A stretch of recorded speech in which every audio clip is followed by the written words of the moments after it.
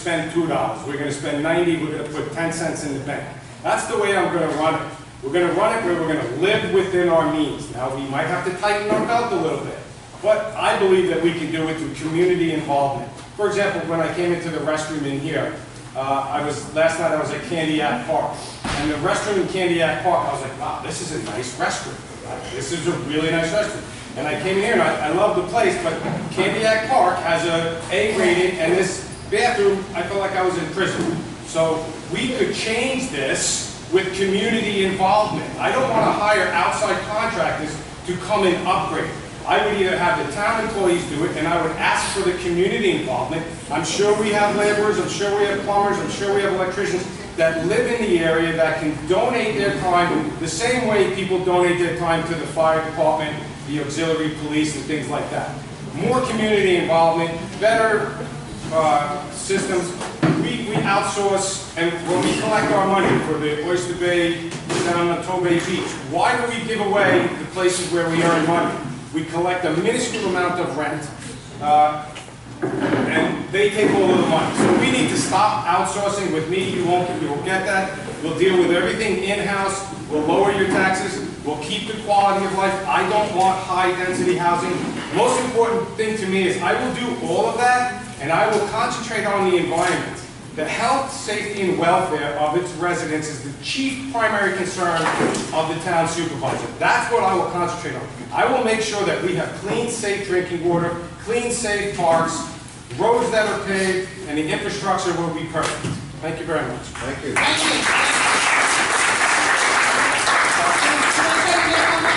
John Mangelli. Should I take the question? Yes. You know, I apologize. I'm not really feeling that good, so I don't want to get. So I'll take the questions and then I'll hang out a few minutes. Let me give you my cell phone. It's on my website, boatmangelli.org.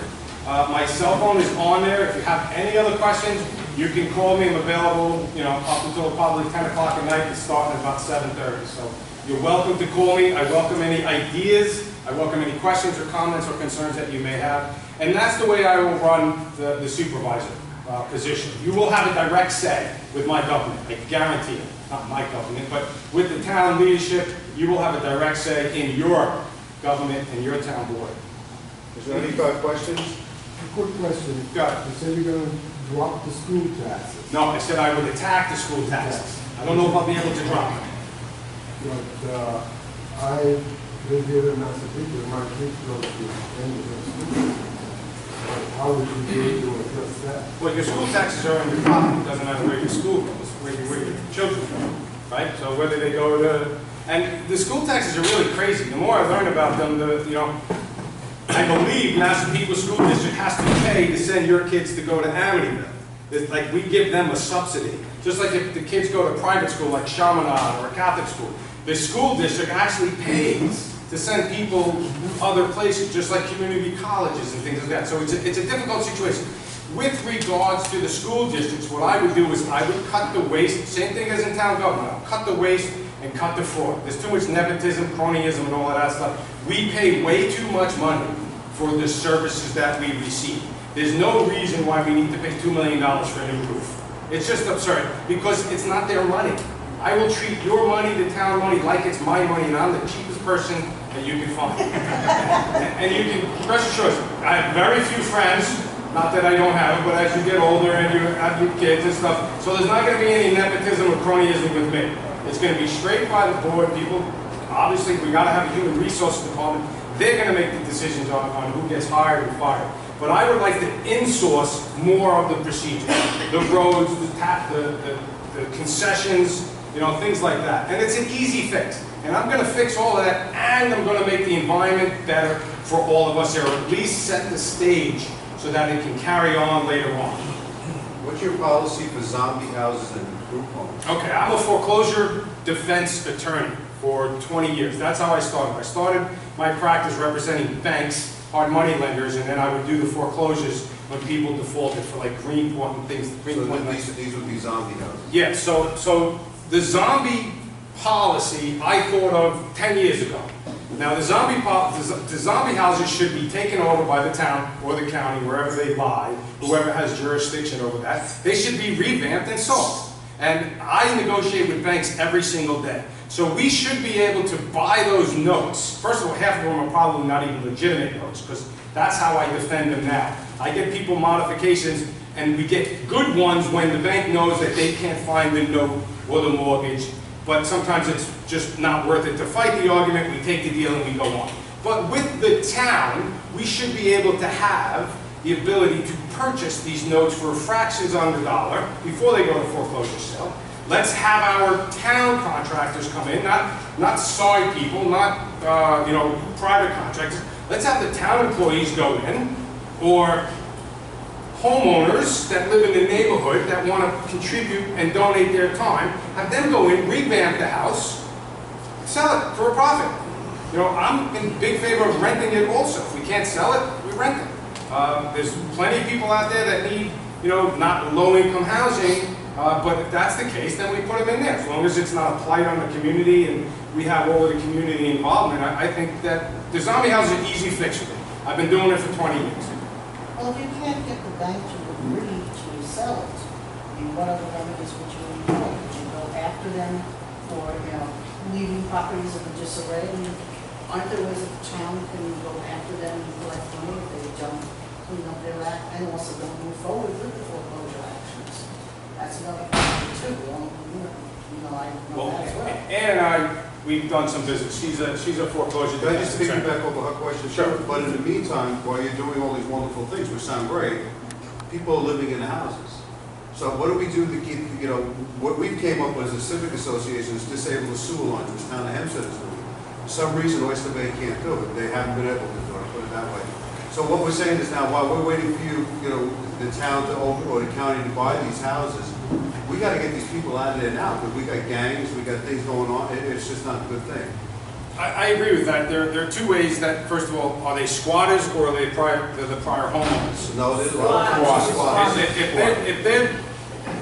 If they're the squatters, off the record, you got to go in there and you got to lock them out.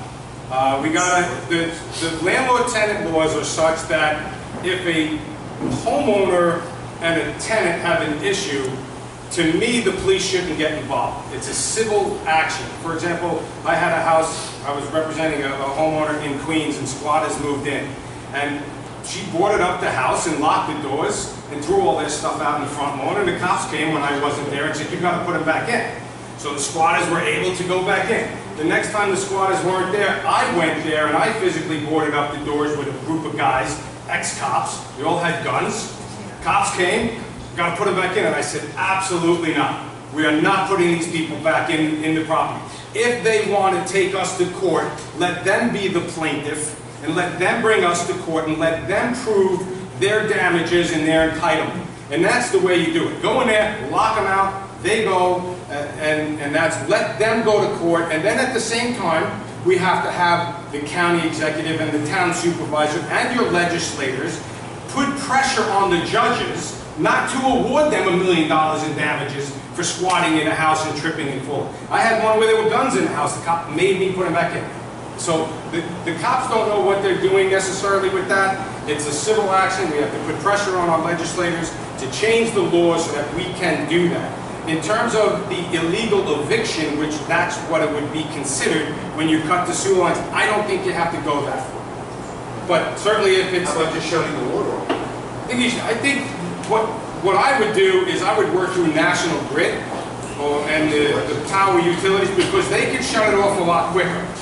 And we would get them to work with us that way rather than, look, let's get rid of the tenants. They don't belong there. They're squatters.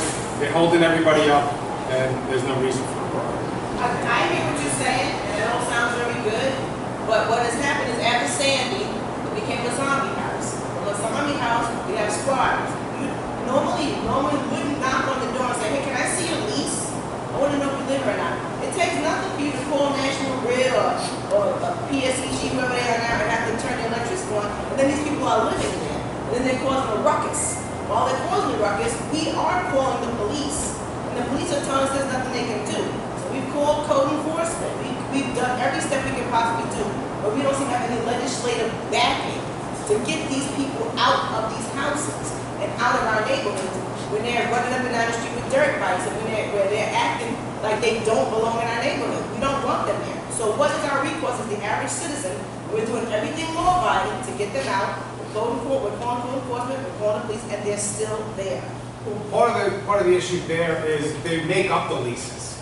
I've had I don't tenants. care. No, just saying. They show the police the lease, and they think that they're entitled to stay there. So the homeowner themselves, if they're not around, in my opinion, the way that I would handle this is, like you said, I'm going there, return the utilities off, and force them to leave, and board up the property. How do we do that? As a community, you're going to need a lawyer. You're going to need somebody who has that kind of experience, and we're going to have to go in there and we're going to either buy the building.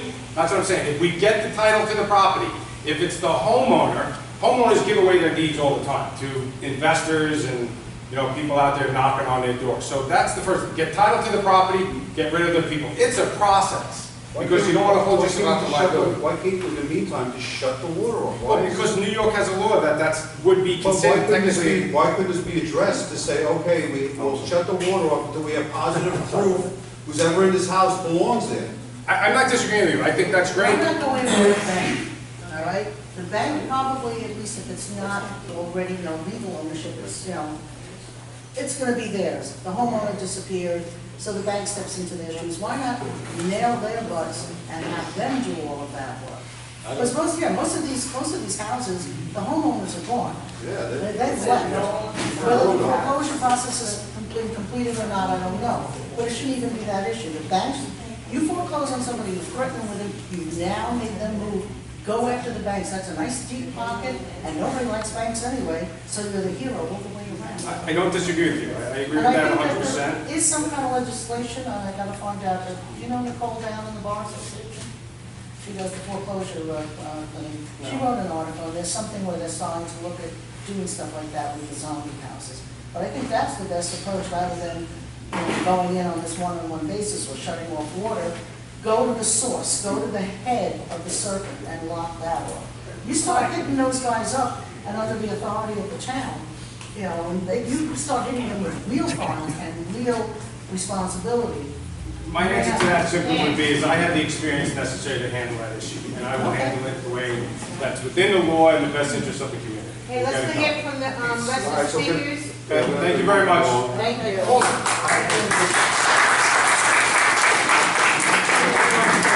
It seems to me that the health department can shut down a business in like 2 days, right? If the health department got involved and went to the house and said, this is not really a fitting for people to live in, couldn't they exercise their authority and make something happen? I think so. If you are a homeowner facing foreclosure, post-foreclosure, the courts will evict you in a very short period of time.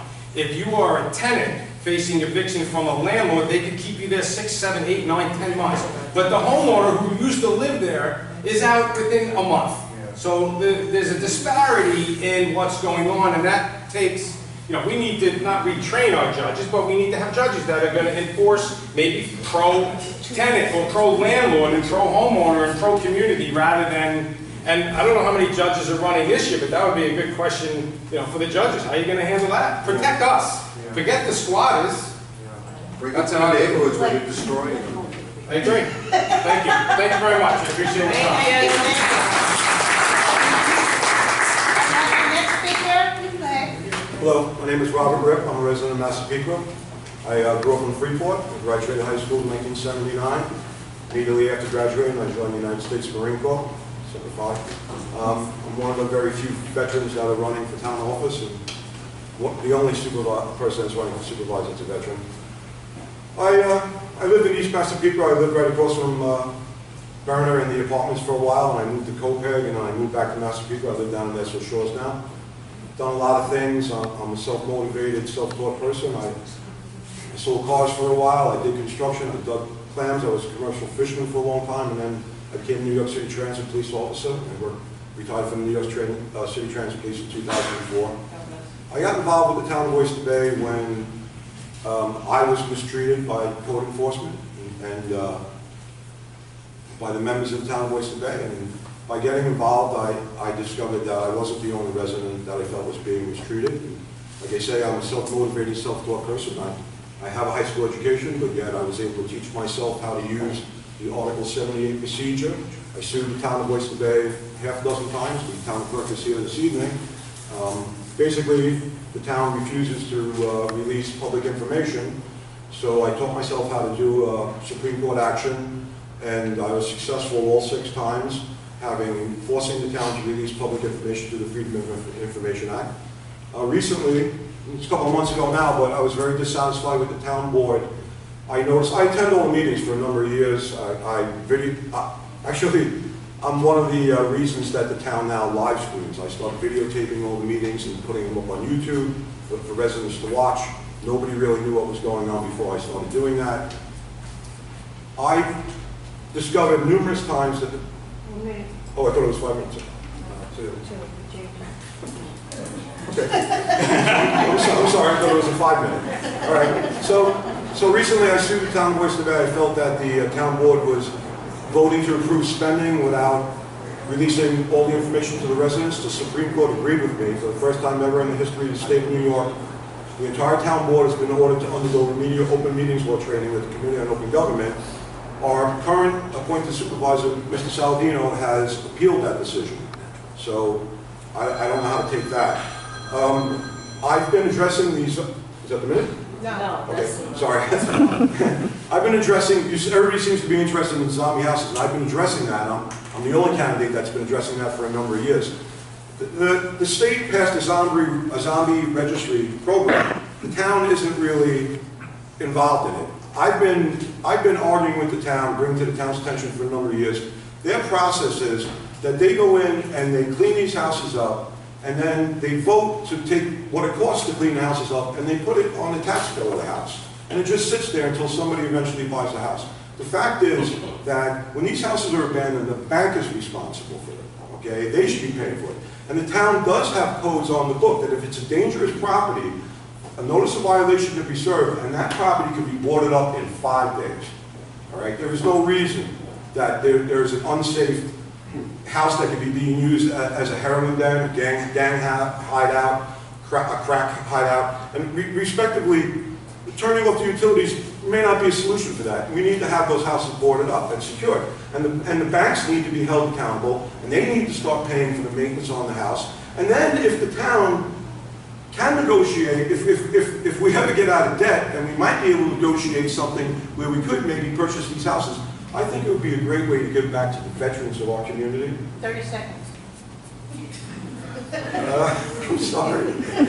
So does anybody have any questions or anything for me? So maybe you go over your zombie house more as your experience with the zombie houses. So how do you stand on zombie houses? We have a big problem with zombie houses in this area. I think that... And squatters, and also group homes that just seems every time you turn around, there's another group home. Well, they're 2 different subjects. Exactly, I know they are, but those are... Is everybody familiar with the request for investigation form that the town of Oyster Bay has on their website?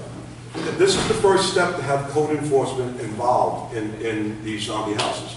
So it's incumbent upon the residents to file the request for investigation with the town. This way, what you want to do, one thing I learned in the police department is you want to document everything. You want records. You want paper so that the town or whoever you're dealing with can never come back and say, well, you didn't say this to us, you didn't do this to us. So what you want to do is if there's one piece of property in particular, you need a half a dozen people to file a request for an investigation. It's a dangerous property. You get code enforcement down there. If in fact it is an abandoned dangerous property, it should be boarded up, okay? It's on the books, there's a code, it happens all the time. It seems to happen selectively, but it can happen. So, want to keep going? But what about the squatters? Now you have squatters living in the zombie house. So how do you rectify the squatters in the zombie house?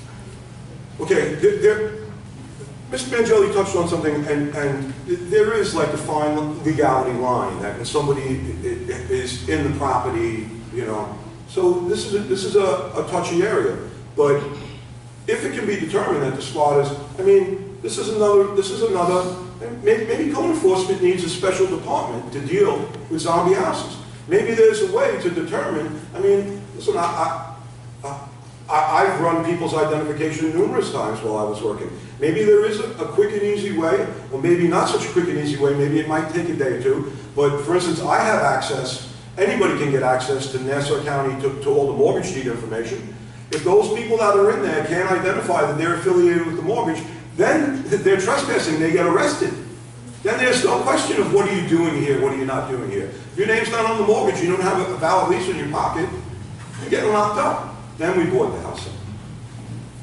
I'm sorry, ma'am, go ahead. How do you classify a house that been boarded up for 30 years, the landlord is just writing it off as a tax? For tax purposes? This is a derelict property that shouldn't fall through the cracks.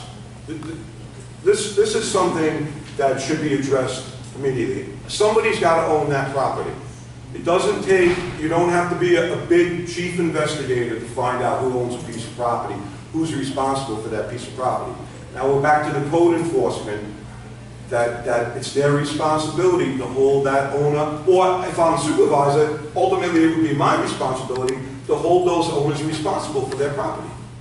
There's no reason that there's a house boarded up for 30 years and it's fallen down, it's a fire hazard, there's rats in it, there's cats in it, there's people climbing in it. You can't just keep turning a blind eye to it. Somebody has to do something. This is the problem that I ran into in the town of Oyster Bay when I became involved.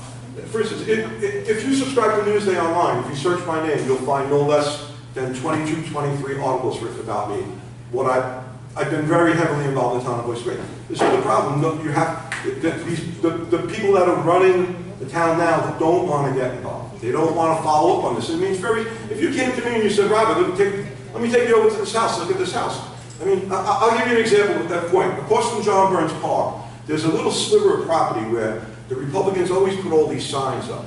And it dawned on me, I said, it's a perfect spot, it's right across from John Burns Park. Who owns that property?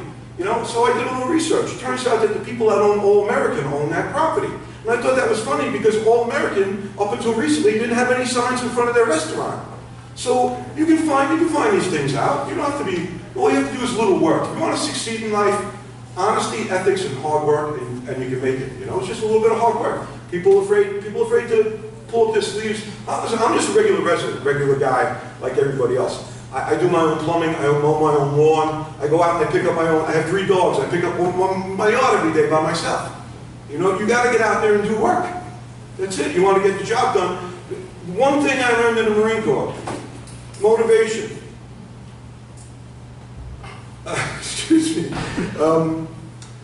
You don't give up. You know what I mean? You use the tools that are at hand and you get the job done. Time is up. I'm sorry. Time is up. Oh, thank you very much. It's a pleasure to meet you. I'm so sorry.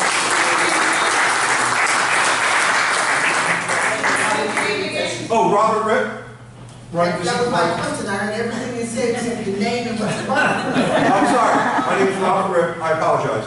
I'm running for supervisor in the town of Oyster Bay. It was a pleasure meeting all of you tonight. December 5.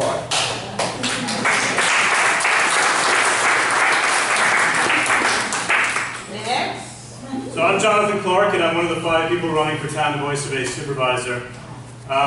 You know, this is a little bit unusual. We're used to having a good 10, 15 people here running for office because this year is loaded with candidates. You know, when I first started this race, I started off as a Democrat. I announced that I was going to run as a Democrat, and the day after, I was actually taken out of the Democratic Party by Jay Jacobs.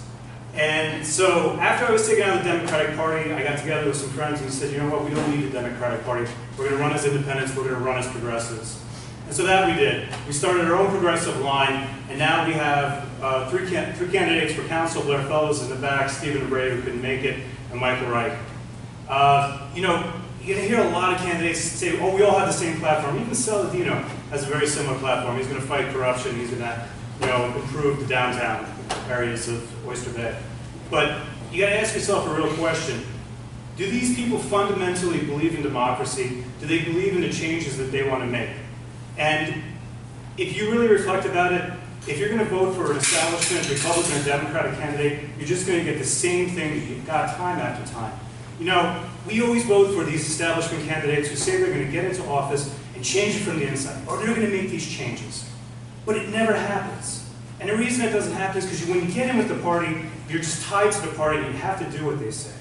So this year, I'm going to make this short. I'm going to ask you to vote for one of the independent candidates. I prefer you vote for me. If you lean progressive, I'm definitely the way to go. What I want to do is not only fight corruption, you know, everybody says they want to fight it, but I want to make the town of Oyster Bay I want to make it a great place to live. And the way that we're going to do this is we're going to have actual central planning that's going to work throughout the town. We're not going to just say, you know, we're going to do this piecemeal, we're going to have a development here, and then maybe it fits with the community. We're not going to do that. We're going to have central planning, and we're going to try to have it organized throughout the town so it's a coherent whole, and then we can have services for everyone that doesn't cost too much. We're going to try to slim down the government and just have the resources and have only the government that's necessary to run effectively.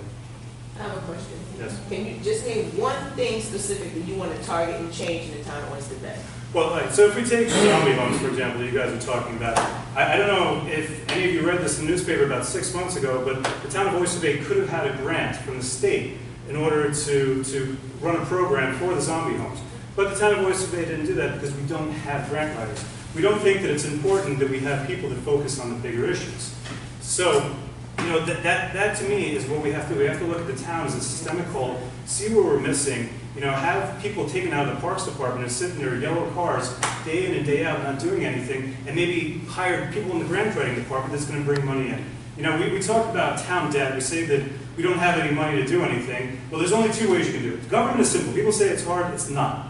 You have money coming in, you have money going out. The money coming in can either come through taxes or on a municipal level, you can get grants. And that's what I want to do. I want to focus bringing money in through grants and not through raising taxes. And then the money going out, I want it to be spent effectively. And if you vote for me and my administration, that's what we're going to do. We're going to have an effective administration, and we're going to show you the progressives know how to balance a budget. And besides that, we know how to run an effective town. Thank you. You Any know, other question, anybody? My name is Jonathan Clark. Jonathan, Clark, C-L-A-R-K-E. Mr. Clark, Jonathan. may I ask you a question? Yes. Right now, you have a lot of people still, to this day, 5 years later, having issues with New York Rising and issues with their home. Such as, and I'll just say that, I'm having issues with my bulkhead. Right. I finally got funded. 5 years, I finally got funded for bulkhead. I called my contractor. My contractor, unfortunately, because everyone just got funded, is now behind, and he cannot do our bulkhead by the deadline of December 31st. I called New York Rising and I explained to them, I needed to get 5 permits, first of all, because I'm on the water, the EPA, the DE, you name it, we had to get it. So the answer I got was, that is not a hardship, it is not an issue, and that I must do everything I can to find a contractor. Right. And if I don't find a contractor and get it done, then the money would be taken back. I called contractors and they were like, are you crazy? You're calling me now? There's no way. They're behind schedule. They're not going to finish the people they have. So what do? We pay our taxes. We've been waiting 5 years. What do? What recourse do we have? How would you address it? So I'm going to say 2 parts to this, and unfortunately, administrations turn very slowly. And you know what we have to do is we have to realize, all right, last year I ran for Congress, United States Congress, against Tom Suozzi, John Kamen, and a couple other people. Now, if we look at New York Rising, who ran New York Rising? John Kamen. And so this year we're going to say, well, the Democrats are going to come in, they're going to fix everything. No, they're not. The Democrats are just as bad as the Republicans. So what I'm saying is, well, it's not satisfactory to you right now, but we have to change the way we look at politics. We have to stop voting in people that we know that are not going to do anything for us, that are just going to be establishment Democrats and change nothing, or establishment Republicans and change nothing. I know that's not going to fix your problem right now, but that's what we have to do, is we have to start voting in people that are responsive. You know, one of the other things that I would like is we have right now an at-large town council, which means if you get the most votes throughout the town, you get to be on the council. What we should have is councilmanic districts where you're represented by someone local, so that you know who to go to for these problems. And if they're not doing a good job for you, you can vote them out. But the problem is, you know, these are also slow remedies. Everything we're talking about now is rethinking about politics, rethinking who we're voting for, and trying to bring about a democracy that will be responsive to you. And unfortunately, the only way that we're going to be able to fix your problems is to vote bad people out and to get good people into government.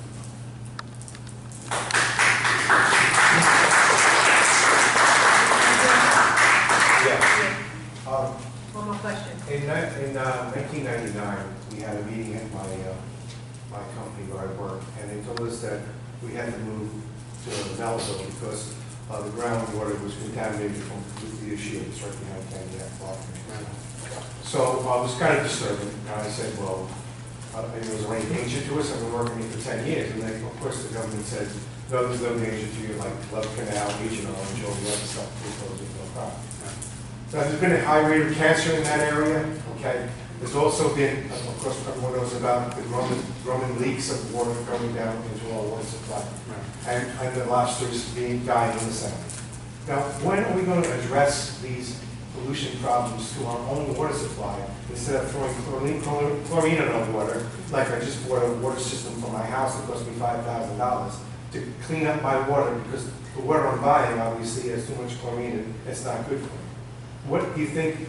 How can we get a movement going out to stop polluting ourselves? That's my question. Right. So, we have a sole source aquifer, and I'm sure as many of you are aware, that means, the water we have on Long Island, that's it.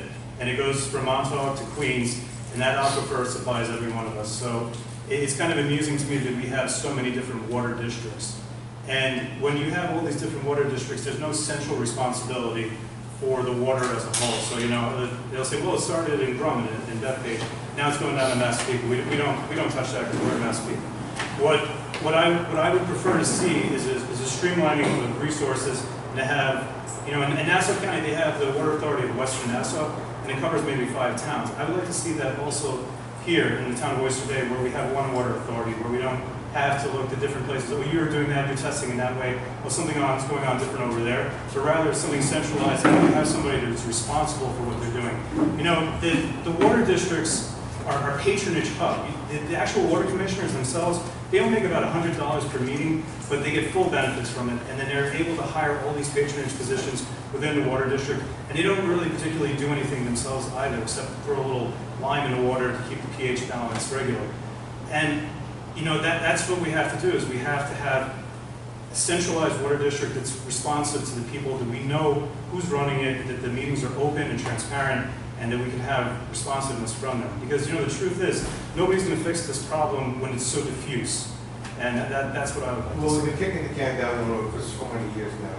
And obviously, after Sandy happened, we kicked out a little lighter, and we got good or bad, we got PSC and G. So if people get together, they can make things happen. Right. It's just a matter of waking up people and saying, because I know firsthand, like I say, I was affected by all those nuclear shields, because probably people don't even know about it. Right. But there is contamination in the land that we hear about. God knows what stuff we don't know. No, absolutely. And that's people have to realize that this is not just a municipal problem. This is bigger than that. We have to put pressure on our senators, our federal senators, our state representatives, and within the town itself. You're right. And it can't just be done. And you say, what can you do? These civic organizations are great. Try to get more people here, get more people involved, and really put pressure on them. Don't let news agents run one story about it and then disappear. That's what you have to do. And like I said, the response always comes back to democracy. We need a well-functioning democracy that's responsive to the people. And that to me is the response for almost every question that we have. Thank you. Thank you. Thank you.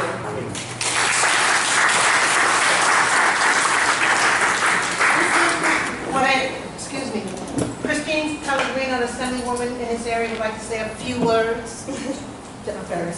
Come on, darling, of course, don't worry. Okay, so I have to apologize that I have to go to another meeting. I would like to say congratulations to all the candidates and thank you to everybody for being here today to hear from everyone. This is a really important time, and hearing what everybody has to say is very important. I would like to say that the issues that you're talking about in terms of New York Rising and in terms of the toxic dumping are extremely important to my office, and please be aware that we are also investigating what's going on, and I'm going to leave some business cards with Carol, so feel free to reach out, and I'm happy to set up a meeting to talk with you as well about what we're doing to address the problem at the state level. So I'm going to leave you and not interrupt too much. Thank you so much.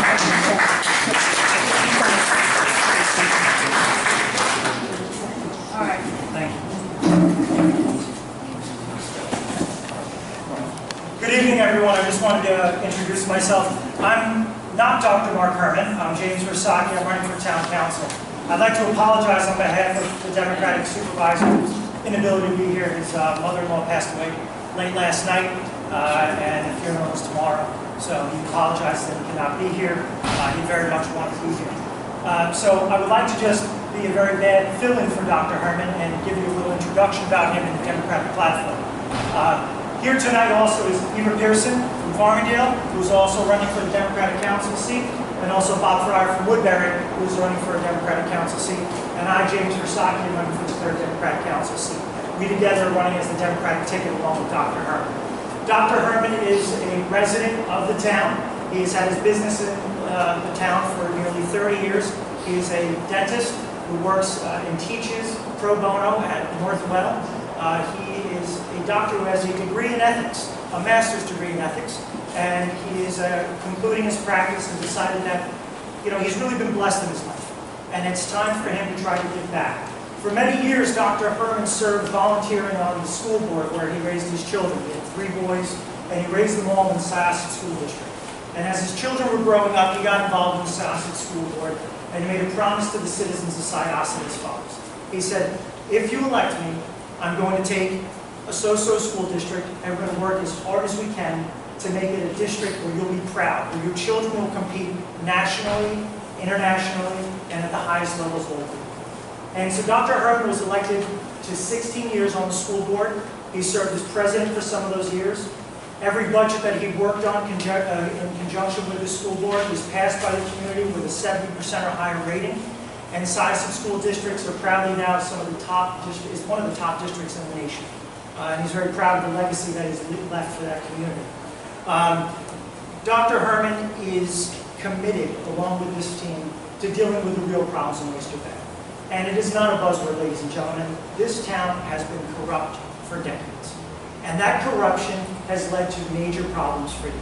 It has led to a corruption tax that is unconscionable, right? I personally grew up down the road. I grew up in Freeport on the South Shore, very similar community to here.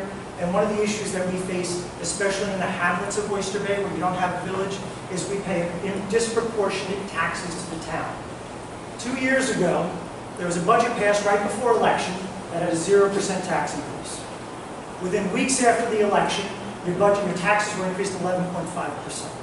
That's a corruption tax, ladies and gentlemen. And I don't need to tell you what happened. The parade of people being led out of town hall in handcuffs is unconscionable. So the real choice here in this election is electing people who are going to be ethical and who will make serious decisions for this town. Have no doubt, our town is nearly bankrupt. We have nearly $1 billion in debt. And all of the issues that candidates will promise you cannot be addressed unless if you address the fiscal problems in the town. That means we have to get rid of the junk bond status rate. It means we have to improve debt. It means you have to stop giving out patronage jobs. And so Dr. Herman is committed, and our plan is, we're the only platform that has a fully written out plan. It's on the website, oysterbaydems.org. It's been up there since June. And one of the things we say is if you want to see what Joe Saladino is going to say next, read our platform because he takes it all the time. We proposed an inspector general for the town months ago. He decided to support that. He's decided to try to freeze taxes. He's now tried to do that. Oh, thank you very much. So the issue that you have to face in this election is, ladies and gentlemen, there's going to be 1 or 2 supervisors elected. It's either going to be Dr. Herman or it's going to be Joe Saladino. And what you have to decide is whether you are going to vote for one of the people who can make a change. In my theory, I don't put the people who broke something in my house back into fixing. And quite frankly, Joe Saladino was the director of operations for Joe Venditto for 7 years. You have board members who are up for election who were there when John Venditto gave away the farm. You need some change in Oyster Bay. And along with Dr. Herman, myself, I'm a former state prosecutor. Eva Pearson, who's a Gulf War veteran and served in the Air Force and is raising her family in Farmingdale. Bob Fryer is an entrepreneur. We're the people who are committed to helping you. We are serious people who have serious experience, and we think that we can make the difference for you. And again, I apologize for Dr. Herman not being here. It was only because of that extraordinary circumstance that he can't be here. And I'm glad to take a few questions, or I could jump right into the zombie home problem and give you a real answer. So the real answer is, the real answer to the zombie home problem is that you need to expedite, you have to change the law. And I wanted to throw some props to Christine, but she had to leave. You need to be able to work with people who can change the law to expedite the condemnation process. Okay? I grew up in Freeport. I live south of Atlantic Avenue. My best friend's house 2 doors down was destroyed and is now a zombie home. All right? So what you have to do in hamlets like East Massapequa, you do not have a village that's fighting for you. The town should be fighting for it's not. You change the legislation so that you can have an expedited condemnation process that is spearheaded by the town. Now, who's going to be able to do that for you? Who's in charge in Albany?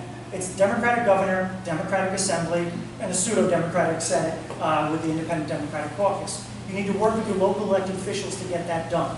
You need to expedite the condemnation process. You can't go in and throw people out. Excuse Let me finish me. this. You can't throw people out of their homes. This idea that you're going to go drag people out and do that, you'd be a criminal if any politician said they were going to do that. And a public servant can't tell you that, and that's not true. But you have to aggressively do it. We have a public safety department. We have a Nassau County Police Department. If a community like this says, we have people that are destroying your community, that are stripping houses of copper, you need to have a public service officer on that block sitting there. You need to have the the police precinct, Nassau PD's precinct officers stationed there. And you need a town hall that's going to fight for a community like this to do that. That is real change. It's expediting the laws and changing the laws as quickly as possible. So one is a little bit of a longer process. The other one is making sure that the town has people down here on your blocks where the problems are so they can be documented by government officials. You shouldn't have to do this alone, ladies and gentlemen. And it's really an aberration that you have to sit there and complain about it and not have a town hall that's helping. Well, the town has been down, they have, we documented how many, 100? The list is in front of you. Right. So, And nothing's been done. well, no, they come down and put boards on them, and they mow the lawns, and people come and go, and most of them stay, these squatters, it's a big problem. Absolutely. It doesn't sound like there's any solution that I heard tonight. Can we get back to what it is, the conversation is up there?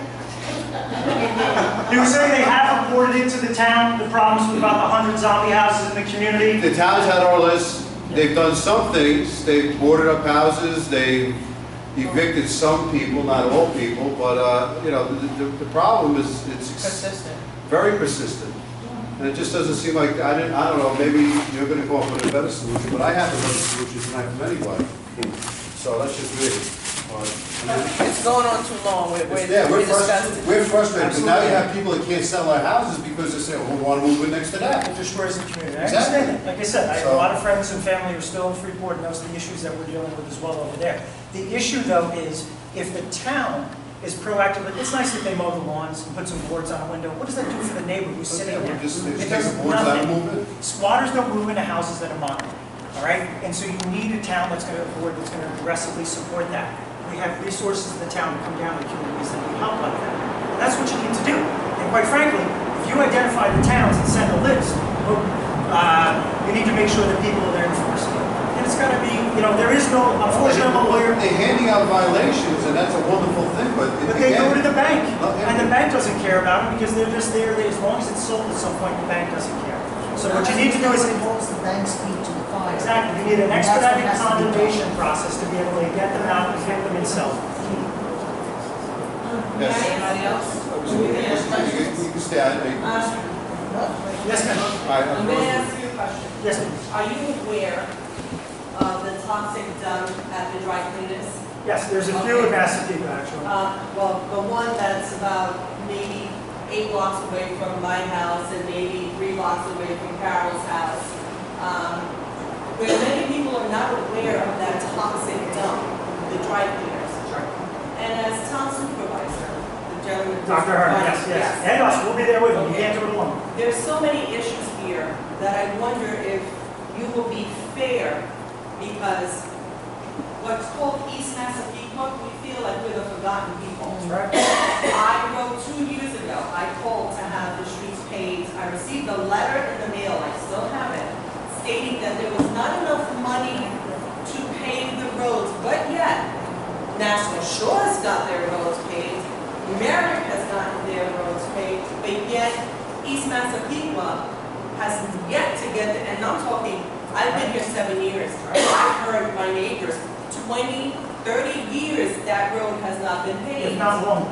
If not longer. You're doing Hicksville because you're an unincorporated town, quite frankly. So the villages have done a much better job in Oyster Bay in getting the services. And it's completely disparate. It's not fair treatment to you. Absolutely. So one of the problems is the town does not have a master plan for the roads, right? So no, you should be able to go on the town website and see your street, know when it was last paved and when it's planned to be paved. But the reality is the town can't pave your road because it's bankrupt. So you got to fix the problem with the finances so they can start fixing your roads. You've got a town highway department. The town is too busy giving out patronage jobs. The town workers are working with 30-year-old milling and paving equipment. They can't do the work. We have a workforce that wants to work, and they're hindered by patronage hires. We've got Ed Mangano's chief deputy, he's over here, at $163,000 a year. That's what we get in Oyster Bay with the current administration. You get their lawyer from Ed Mangano's lawyer, and another $100,000 plus job. These are the people that are coming here that are the priority for the current administration. It's not about communities. So the issue is, you're absolutely right. The Superfund sites, we have over 20 Superfund sites in the town of Oyster Bay alone. In the town of Oyster Bay alone. All right? I live up in Seacliff now. I grew up in Freeport. I lived up, when you marry a Greek woman, you move near your Greek in-laws. And they're in Glenhead. Their roads are abysmal. Why? Not a village. Okay? They're building an entire community in Garvey's Point in Glenhead, 1,000 units. PCB is now pouring into the waterways. And they're not stopping it because they're not cleaning it up. You need a town that's going to hold DEC to the fire on these issues. All right? The Bethpage Plume is coming this way. You have at least 3 dry cleaners in the Massapequa area that have the dry cleaning solvent that's going into the waterway. It needs to be expedited. Now, the problem is that's governed not only by the federal government, the EPA, and the state, but the reason you get things done is when you have effective advocates. And I won't promise you anything here tonight, because I can't. My job is to promise you I will listen to you, Dr. Herman will listen to you, and we will try to address every issue that we can as quickly as possible. That's the promise we'll give you. And quite frankly, we're committed to term limits. And quite frankly, in 4 years, if you're not happy with the job we're doing, you know what to do. And you should, if you don't hold us accountable. Yes, sir. Yeah, how do you say that Dr. Herman and Saladino, there's the only 2 candidates to vote for, because they're the only ones who are going to be the next 2 supervisors, and Robin Rick's already leading the polls? I appreciate your done, but that's not correct. The reality is that the candidate is going to win is going to be Mark Herman, or it's going to be or Joe Saladino. Well, it's up to the people to determine. It's up to the people, I would say, Absolutely. right? Absolutely. Next question, anybody have more questions? We have one more Thank you. Thank you very much. It was nice to meet you. Thank Thank you. you, everyone.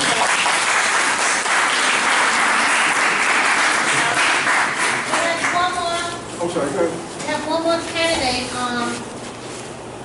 who's in the office now is, Saladino, but I didn't hear anything from him. But we do have somebody, we have somebody from his ticket who, running town clerk. Would you like to say a few words? Sure. Thank you.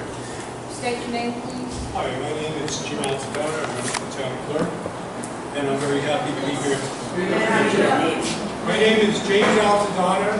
I'm your town clerk now, and I'm running for town clerk again. And I'm happy to be here today, and I'm happy to hear all of your concerns. Let me tell you a little bit something about myself. I was mayor of Massapequa Park for 13 years, and I do know a little something about zombie houses. Okay, during my 13-year tenure, I took $1 a year, and I donated the salary back because it was a part-time job. Fortunately, now in the town, it's a full-time job, so I had to give up a lot of my other business, so now I can take this on. And when talking about zombie houses, what did I do in the village? And I'm so happy, and I want to work with your board here to get all the addresses. We passed legislation in the village, $5,000 to the banks for first offense. Second offense, $10,000. Okay? And then some jail time. I was all over the news. I was on national TV. They were laughing at me, and you know what? The banks started to listen because we started to put liens on the property. And I'm glad that I heard this tonight, and I stress my involvement with this, and I will work with each and every one of you. I gave a lot of you my cards. I have more cards here. Please call my office, okay? I do get things done. Not as fast as some people would like, but I am tenacious. And I will get things done. I will care for you. I will do whatever it takes to get your problem solved. I I'd like to get involved with you for your bulkhead. Okay, call my office, and I will do that personally. Now, as everybody else said here, we cannot guarantee each and everything, but what I would like to leave here tonight is that you will have my dead level fast, that I will work on your behalf. And that's what I'm going to say about myself tonight, and this is my position. Okay, thank you. The town has had the list for how long, Carol? They've had at least 6 months, 8 months, a year. As a town clerk, I'm not privy to that, Okay. and I'm not passing the buck. No, I'm just letting you know we What have I'm saying this to a while you is, ago. please forward the list to me, Okay. and I will work on behalf of the All right, you town. can give us your email address. You can. I do have it, and I will give it to you. Are there any more questions? Yeah, please ask me. Yes, sir. If you're so effective, zombie houses are not common in my neighborhood, but they obviously are for a lot of the people here. You've just spoken of how fines for 5,000 and 10,000. You have to get one. Hold on, let me ask my question to you. If you're so effective and you work for the town, why are there 100 zombie houses in these neighborhoods? You're obviously not effectively addressing the problem and eliminating them. Well, you're trying to say something, the clerk's office is not Well, I responsible. think you were representing Mr. I am Salvino. not. I am not. I'm not sure. I am not representing. Because you did state that you were talking about 5,000 and 10,000. Yeah, as the So mayor. I'd like you to address why there are 100 zombie As the houses. mayor of Massapequa Park, I passed legislation. That's when I was mayor of Massapequa Park. Okay, now that I'm hearing this, I would like to present legislation to our board. I will send them a memo tomorrow saying that this is a real problem in Massapequa, East Massapequa. I've heard it firsthand, and I would like to get involved in helping fix the problem. You were unaware of zombie houses? I was unaware of the condition here, yes, sir. Yes, sir. It's as the clerk, I am not involved in P&D, which is planning and development, so that I wouldn't be aware of. Okay? Yes, sir. Mr. Alpadine, since you're in the town of Oyster Bay, Yeah. and since there's been a lot of talk about the zombie homes, Yeah. and being that you're a mayor, Right. if the town boards up a house, right, that the bank owns, Yeah. right, I assume that Mr. Rip said the bank owns it, the town board moves this. Right. If the town boards it up, Yeah. right, and somebody enters it, rips the board off and goes and lives in there, isn't that trespass? Isn't there something that the town with the bank would be able to have them removed for trespass? In your opinion, I don't know. The Your bank is answer. owned, of course, absolutely. I'm sorry? What home? The bank, if they own the property, have. The bank is, the holder of the note is ultimately responsible for the problem. And what we have to do is we have to be diligent and tenacious to hold the banks accountable. That's where this all stems from. We have to hurt the pocketbook of the bank. Okay, we need to go after the banks because the banks are the ones that will sit on the property and wait for the market to change where they will make their money back. Again, I would think that the town sent their personnel to a house and boarded it up. And then I came along and I ripped the board off. I would think that the town, if you see me in there, would be able to have me arrested. That's a policeman. Well, yeah, but the town needs to call the police and say, Well, I somebody think the ripped the board off. resident that sees someone rip the boards off, we call the police and the police would deal with that. It's trespassing. But there's people living in the house. I know, Why I'm do I saying- have to call and say the boards are being ripped off? If there are people illegally living in the house, like there was nobody there today, there's people living in there, they're not supposed to be in there. Right. And I call the police, and the police don't do anything, I promise you, they don't do anything. Oh, what's the problem? The police are not doing anything, the town is not doing anything. I sent in the code enforcement form with a copy of my driver's license, these people are still there. What about my rights? I'm the one paying taxes, they're living in there for free. And it's 1 hour, listen. And they use our schools too. I'm paying for them to go to school. I'm paying for them, they're living in a nice free house, tax-free, mortgage-free, and they're blight on my neighborhood. I want them out. I want the police to do their job. I want these elected people to do their job. I want Saladino and your team to do their job. I'm paying for that. I understand that, and we will get to work. We are gonna email you this, and we'll see what happens. I appreciate it. Any other guests? I have 3 houses within 200 feet of me, zombie houses. I rode around with the Civic Association, they build now, and the rest of us, rode around, took these names down, turned them into the town, and nothing has been done about it. I have 2 houses within 75 feet of me. Please give me your contact information. If you want to have a session. We're gonna send you a list. Let's set up some liaisons between my office and between whoever you so designate, and I guarantee you, I will follow. We appreciate it. Any help we can get, we'll take. You have another question, Mr. Democrat, Republican, or independent, any help? Yes, sir. Everybody's talking about zombie house with a paint. What about a house boarded up, like I said, 30 years? She paid, we know what the lady is. It's on the rolls, she pays 1/3 of what we pay for taxes. The house is boarded up. Of course, my property, Carol's and Jimmy's and some other people live, our property values a lot less than it should be. What can we do about something like that?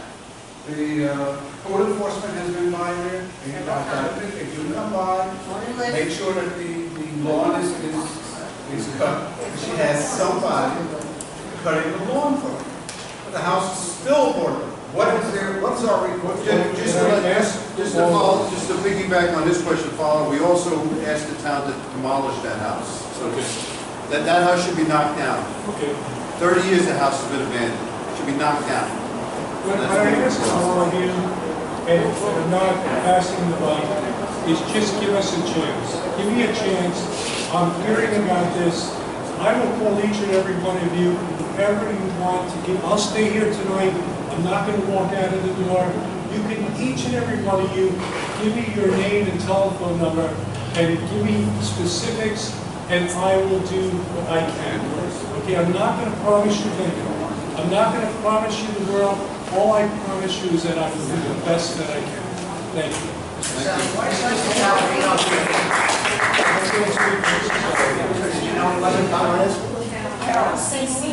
Sorry, you guys.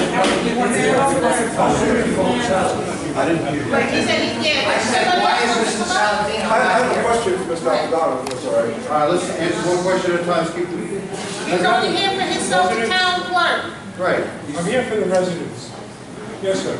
I followed Mr. Rip and his FOIL application. Yes. And your office is in charge of those FOILs, right? Yes. Giving them out. You seem to make it extremely difficult for a member of the community to get something from your office in a FOIL. You seem to put a lot of hurdles. I would think that it would be nice if someone can go up to your office, FOIL something, and get it without a fight, especially if they're looking for something that's legitimate to get, public information. From what I've seen, your office seems to make it very difficult. And are you afraid of being videotaped in your office so people can see how you act? All right, the first question is, now I deal with hundreds of people on a daily basis. We have probably 75 to 100 people that come through our office every day. Okay? Between north and south. I handle many, many FOILs without any issues. Mr. Rip and I, we just don't agree. Honestly. You still have to get the information. Sir, you get the information. You have to go into court. No. Shoot you 6 times. Mr. Rip has been in many FOILs. Many, many. Yes. Freedom of information. Right. Yes. First of all, I had an extremely difficult time hearing. Why don't I come here? So, yeah, number one, speak up, speak out, project. I mean, Why that's don't I come here? How about I come here? Okay. How about I come here? Okay. Just so we can hear one at a time. Now, my other question is, what is a FOIL? I have no idea what FOIL is a Freedom of Information request. Okay, you request information from the public. Okay?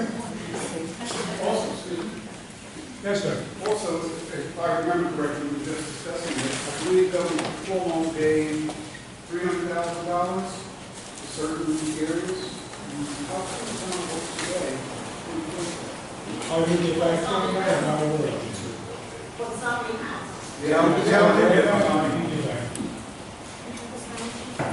The town did get money from the state. Okay, is there any, please direct the questions to the bench. Is there any other questions? No. Any questions of any other candidates that are here? Again, I will stay here tonight and talk to each and every one of you personally if you wish. Okay, I'm not going anywhere. I will definitely get you the list also. Thank you. Yes. All right, thank you very much.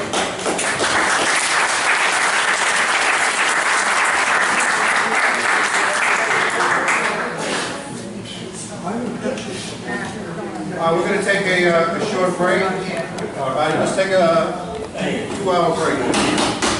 There's coffee and munchkins over there.